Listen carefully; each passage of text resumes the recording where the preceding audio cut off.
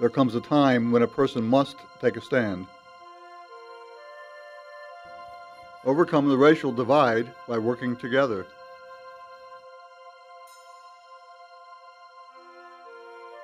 To have the courage and spirit to move forward. CTU Strikes.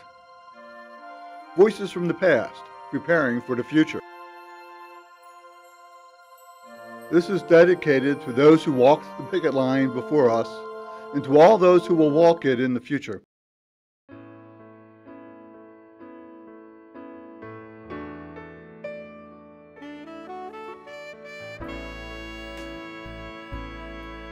The racism in Chicago and the Chicago public schools was building up through the 60s, but the way it exploded in the city of Chicago and the public schools took place during what's called the Great Migration during and after World War II. Schools were built for black people or white people. Neighborhoods were blockbusted. All those things became true on the macro level because of the way the real estate in the city was being manipulated and communities were being manipulated. The Board of Education claimed that it had standards which required certification exams for teachers. And part of the certification exam was a written exam, part of it was an oral exam. And by the 1960s, the majority of black people who were college graduates who were teaching in the public schools were unable to pass the standards exam and get fully certified and become fully certified teachers. Their pay was at the lowest level. They had no right to any of the benefits, which were meager at the time, of regular teachers. The FTB strike was in 1968, I believe. And I was helping the FTBs at our high school, Carver High School, organize for that strike. We had difficulty organizing because we did not have the support of too many of the certified teachers. We wanted certified teachers to respect the picket line. I supported the FTB strike because I thought that a large part of the problem was racism. After the first day, the union started to issue statements stating that it was not a legitimate strike, it was a wildcat strike, and that certified teachers should not fear crossing the picket line. The second day of the strike at Carver High School, quite a few FTBs crossed the picket line. And we were getting phone calls that even more were going to go through the third day. And the person who had organized the strike at Carver High School decided that we weren't going to get any type of a victory there, and the strike was called off at Carver High School. Substitutes could join the union only as associate members. You could pay your dues, you had no voting rights, and truly you had no representation. But after the FTB strike, they did give the substitutes voting rights, and they did work out an agreement with the board whereby after, I think it was 3 years of satisfactory teaching, you would become certified. I mean, these people had classes that they were teaching for years. Some people have been FTBs and teaching at the same school for 5, 6, 7 years. I'm a member of Chicago Teachers Union. Almost all of the school nurses, and we're now called school nurses rather than teacher nurses, are members of Chicago Teachers Union. Way back in the 60s, when we were threatened with those big cuts, we had to decide who did we want to be our bargaining agent. And we made it very clear that we wanted the Chicago Teachers Union to represent us in bargaining. So in the early 70s, I thought the union was going to be a good vehicle to try to get some cohesiveness in a staff that was really divided by race, because the black teachers resented being moved from the South Side and having to travel. The white teachers were worried that they were going to be next on the list to be moved to the West Side or to the South Side. And so, you know, we used the union as a way to try to bring these groups together. At least personally, that's what I tried to do. The shop teachers, some of which had been in unions outside of teaching, were, very adamant about, union solidarity. And so I latched on to a number of those people, and we were out there, and they expected you to be out there. The first day of a strike, it's always optimism, the first day. We don't think we're going to be out long. But then after day after day after day, when the school board is kind of like digging its heels in, there are people who would start to weaken. But with the support and with the loans the union would make too during the strike, people were able to hold out. I think that the union brought many of us closer together. I talked to people during the strike that I hadn't talked to on the telephone ever before. The telephone was very important. My wife and I were talking and comparing how we would keep in touch during the strike with what we have now. We didn't have cell phones. We didn't have email. We had to actually get on the phone and talk. So you're on the picket line during the day, and during the evening and at night, you're on the telephone. In the earlier days, we had to picket every school. And the Board of Education declared that the schools were open, but even from the earliest strike I was on in 1971, they were unable to get more than 4 or 5 people inside the school, so that the parents the board was trying to manipulate the parents into opposing the strike, the parents would almost always support us. I remember during the 1971 strike when I was picketing at Forestville Upper Grade Center, the parents had set up a warming room for us in the projects over there in Cottage Grove Avenue near 46th Street. The board, of course, was on TV every night claiming that there was massive parental distrust or anger at the union. And that pretty much has continued to this day with now in 2012, the Emanuel administration has launched what we uncovered and exposed as the rent-a-protester and rent-a-parent attempt to undermine the Chicago Teachers Union. Specifically during the 1971 strike, one of the residual problems the union still had was the racial divide that had existed throughout the history of the union and only began being overcome in the 60s with the militant work of a lot of that younger generation of black and white teachers. But the wonderful thing about the Chicago Teachers Union is even as early as 1971, we had deliberately confronted and overcome a lot of that racism and the apartheid that existed throughout the rest of the unions in many cases, and especially here. So a couple of years later, when the teachers went on the next strike, we were there. We were there and we were on the picket line. By then, we were well organized. We had telephone trees of other nurses. We would call them. And certainly not every nurse would go out on the picket line, but we wanted to make sure no one dared scab, that everyone honored that picket line. Sometimes we argue about, are we professionals or are we workers? We're really workers, and we really need the union to protect us when we're in the workplace. It was a jump from thinking that striking was unprofessional to that it is the best thing that we can do as professionals, because if we want to be treated like professionals, have some decent rewards as professionals, we can't be doormats. We've got to do, what our brothers and sisters are doing and be as much a part of this as they are. For me, especially at the beginning, it was very hard. It was truly a period of sacrifice. Our salaries weren't that great, and when I came to the Chicago Public Schools in +66, I had a baby daughter, less than a year old. I was in the process of getting a divorce. My husband was not forthcoming with child support, so it was totally up to me to provide for myself and my child. So when we went on strike, I didn't have the savings. It was really scrimping and saving. I still had to pay the rent.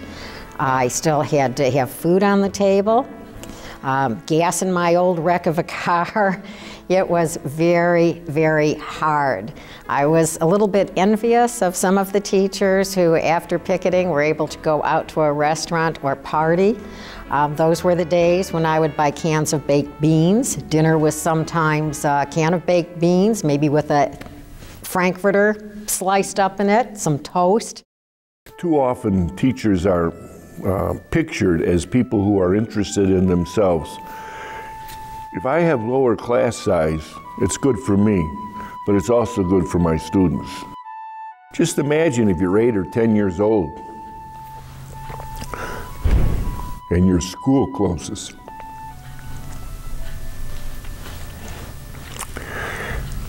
What does that kid think? What happens to that kid?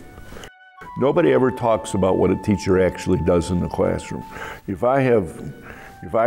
In the 60s, you had to teach 6 periods. If I have to teach 5 periods and I have a prep period, I'm going to be a better teacher. I'm going to do a better job in my classroom. That's going to be a benefit to the kids.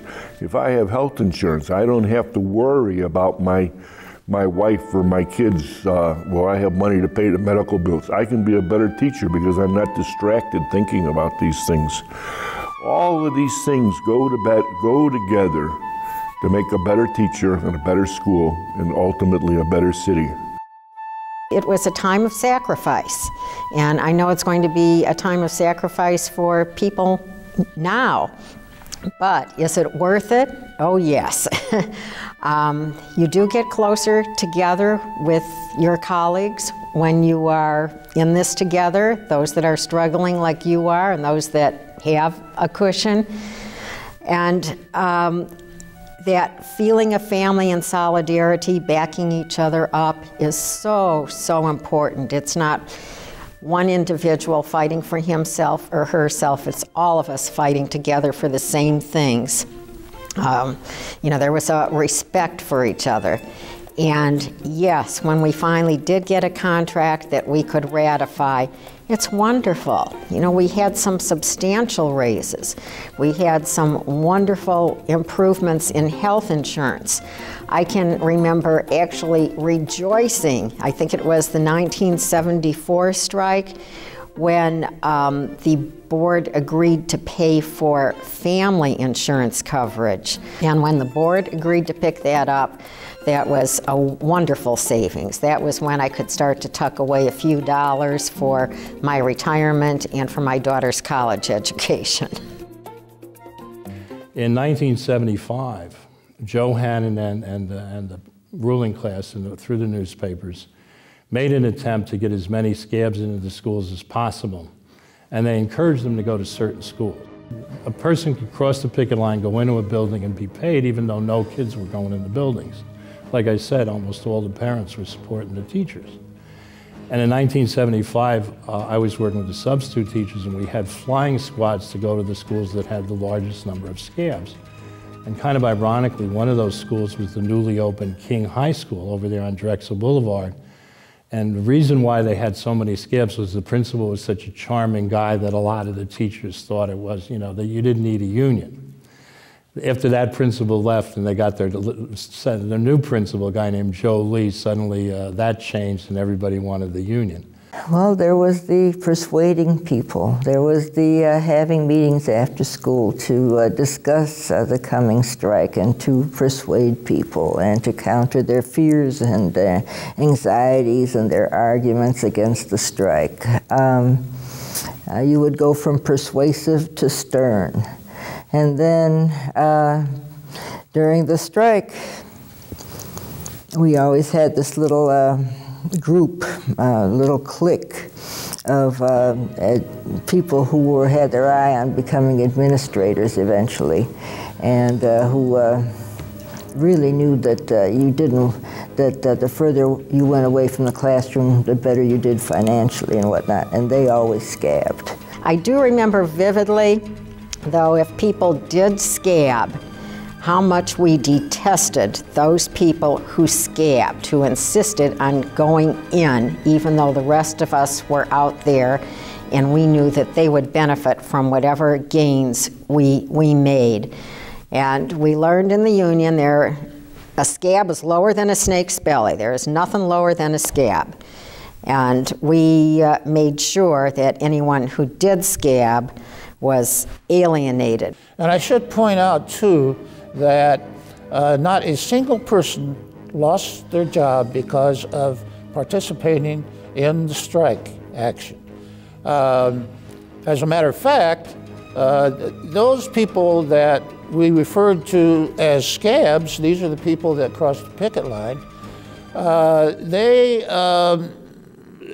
crossed the picket line and got paid even though there were no children in the schools because the system was shut down. And the scabs then received double pay because we made up all of the days that we were on strike, or almost all of them. So that not only did they get scab pay, but they got the raises, the make-up day pay.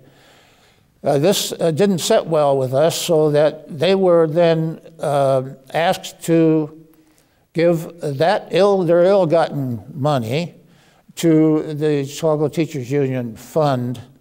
Oh, I think it was the eyeglass fund. We purchased eyeglasses for poor children and some other things that we do with that fund. The interesting thing was when you picketed outside of a building, basically maybe the principal was inside, but you were picketing an empty building.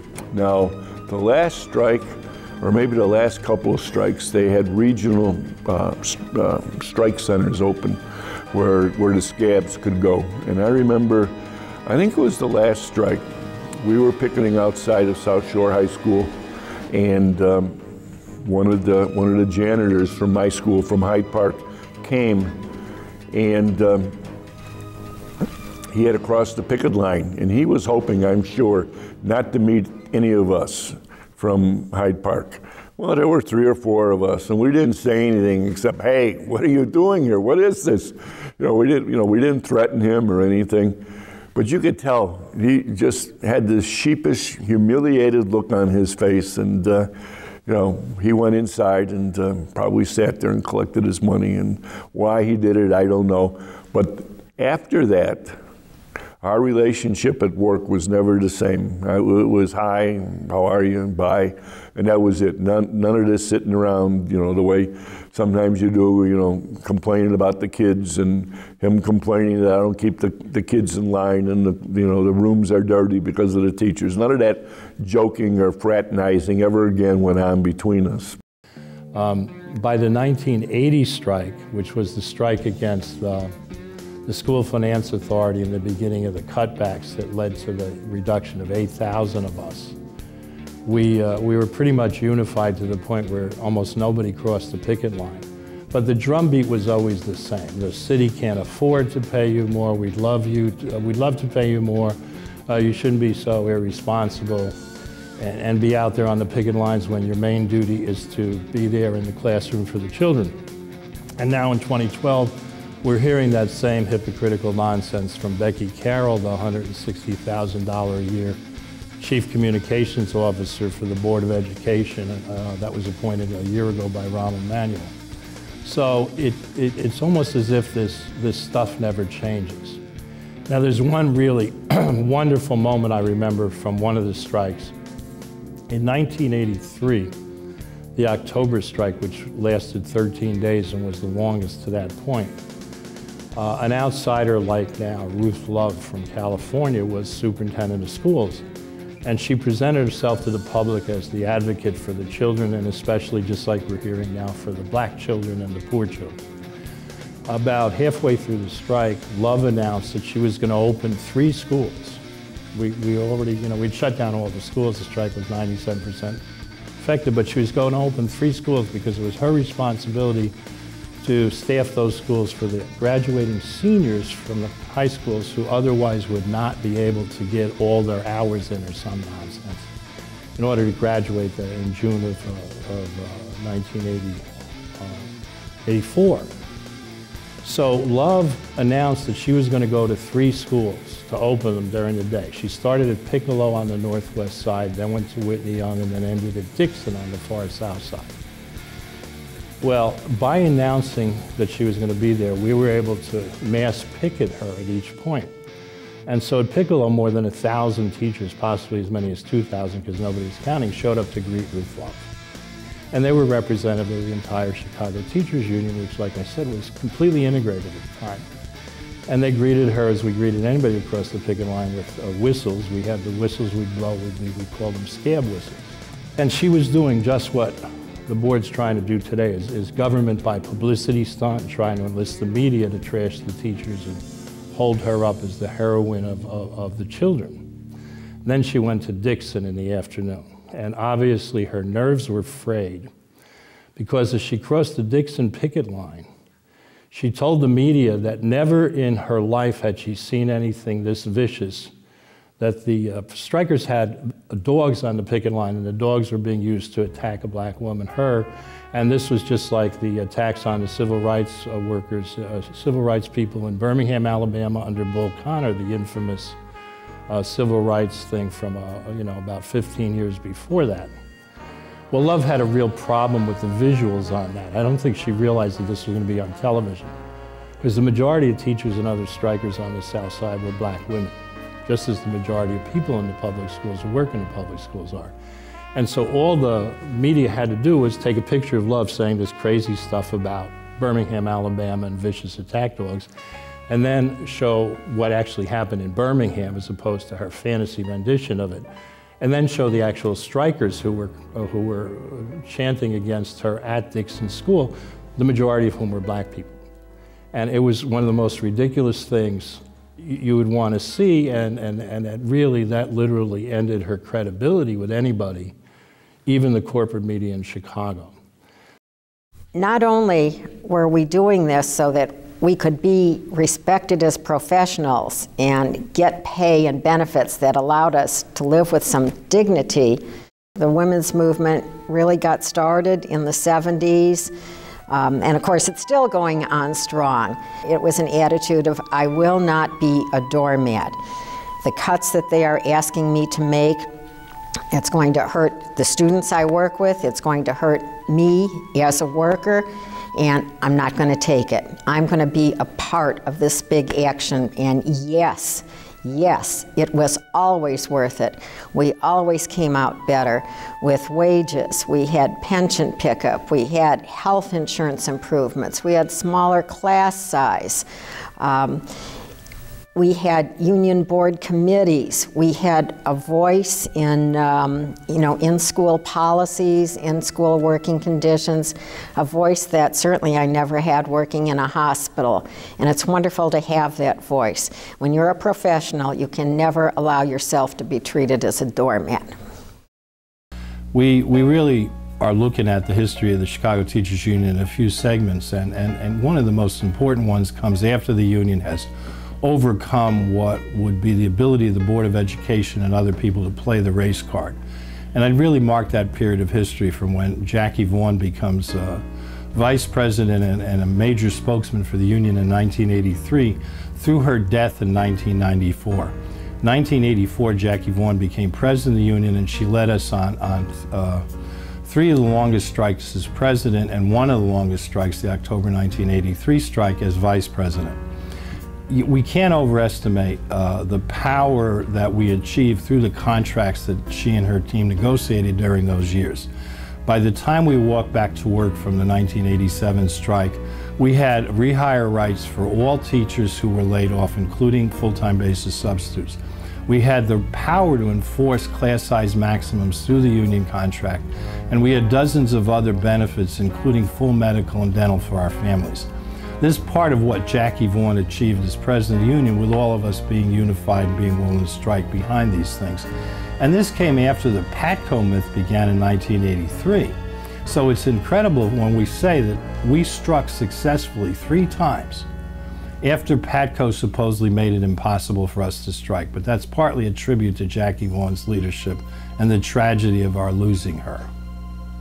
After Jackie Vaughn died, and from 1994 on, Tom Reese was president of the union, and my historical analysis is that he turned us first into a business union, then into a company union. That's more complicated than we can discuss here. But by 2001, the opposition was massively organized, and Debbie Lynch was elected president of the union. There were benefits and problems from her reform presidency, and unfortunately the contract she negotiated in 2003 disappointed such a large number of the members that it led to her unseating in May 2004 in the election and runoff in June 2004 that put Marilyn Stewart and that same group that Reese had been in back into power. It's a tragedy because it extended the business union and company union models that we were facing then for another 6 years, and it was during the time when the board's vicious attacks on the public schools were the greatest. The school closings under Renaissance 2010, the charter schools, and all the rest. But it was partly, we did achieve something by electing Deborah Lynch, but Debbie's inability to bring in a contract that the members could really support caused us to suffer that loss from 2004 to 2010. In 2010, C.O.R.E had become organized and had been organized for a full 2 years by the time of the 2010 election. And the C.O.R.E Caucus slated a slate, the newest slate as a matter of fact in terms of the people who were on it, for union office.